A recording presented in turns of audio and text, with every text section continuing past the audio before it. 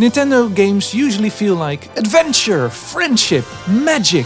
Star Fox Assault feels like Commander, the casualty report has arrived. This game is ridiculously serious. Not edgy, not trying too hard, just weirdly sincere. Like somebody at Namco accidentally submitted a space opera during a meeting about cheerful family entertainment. Because while Mario is out there collecting stars and making pasta noises, Fox McCloud is flying through apocalyptic war zones while a full orchestra screams, "The end is nigh!" And honestly, it absolutely rules. Because beneath all the laser cannons, space bugs, furry pilots and GameCube explosions, there's some genuinely brilliant musical storytelling happening, like real composition tricks. The soundtrack is manipulating your emotions harder than a British weather forecast. And once you notice what it's doing, you suddenly understand why this game still feels different from almost every Nintendo title ever made. Also, if you love video game music, Nintendo nostalgia, orchestral soundtracks and overanalyzing fictional space foxes at 2 AM, subscribe, because apparently this channel is slowly becoming emotionally unstable Nintendo Music Appreciation Club.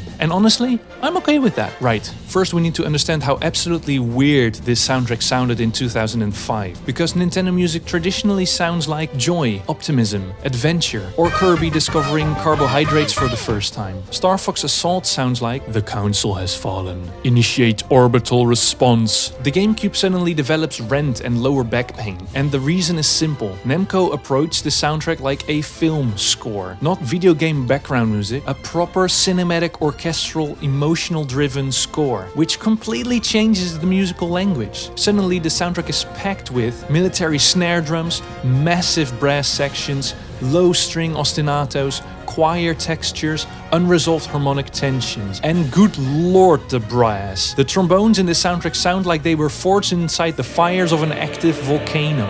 Honestly, they don't even sound recorded, they sound summoned. You hear one brass hit and immediately expect a dragon, a declaration of war, or a man named Greg losing custody of a medieval kingdom. And because of that orchestral weight, the game immediately feels bigger, more dangerous, more cinematic. Now, here's where the soundtrack becomes really clever, because Assault constantly lies to your emotions. Musically speaking, the game loves suspended harmony and unresolved cadence. Or in non-musical language, the soundtrack keeps emotionally edging your brain. It constantly feels like the music is about to fully resolve triumphantly, and then it just refuses. Like, ah yes, hope.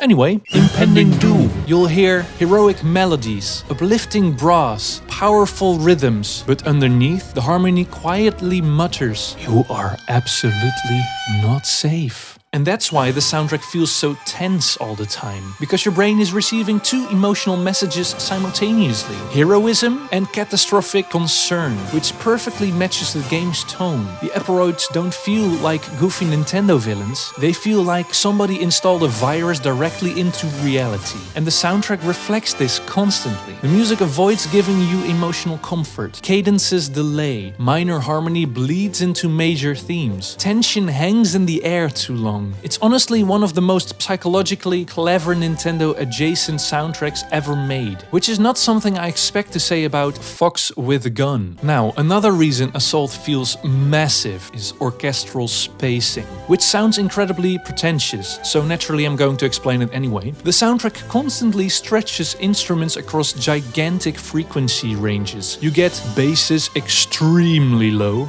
violins extremely high, brass occupying the middle like a tactical invasion force, which creates enormous sonic scale. Your ears interpret this as size, not physical size specifically, just big lad energy. But honestly, the real reason people still remember this soundtrack is sincerity.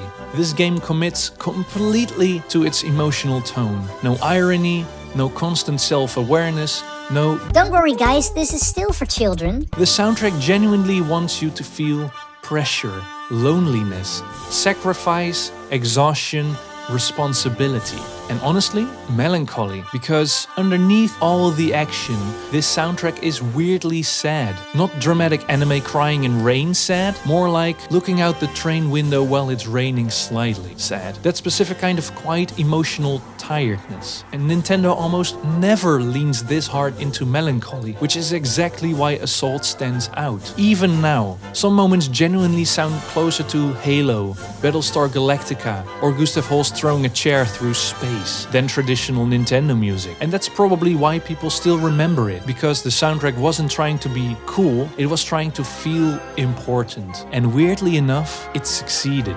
Honestly, I kind of miss this version of Nintendo.